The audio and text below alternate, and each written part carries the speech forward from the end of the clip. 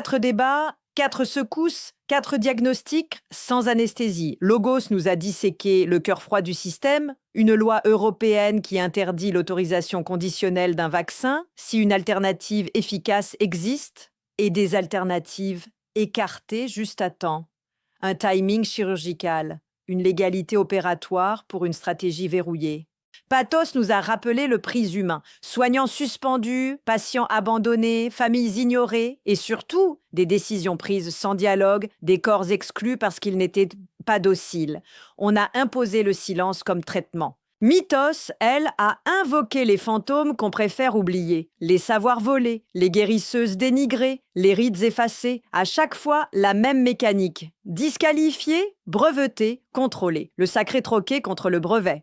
Et partout, la même architecture, celle d'un biopouvoir qui ne soigne plus, mais classe, qui ne guérit pas, mais administre. Le débat sur les traitements précoces, débat 2, n'était pas seulement médical. Il préparait le terrain juridique pour une solution unique.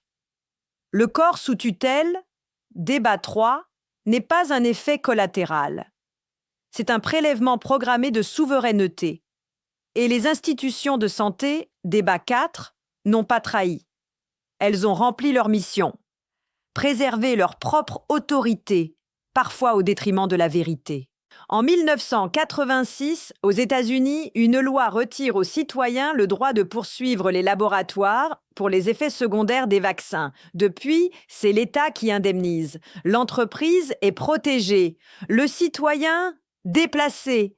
On ne soigne plus un patient, on gère une variable, on modélise un comportement, on vaccine un code QR. La médecine était un serment, elle est devenue un logiciel. Alors oui, la science soigne, mais quand elle devient dogme, elle oublie son seul impératif vital, le doute.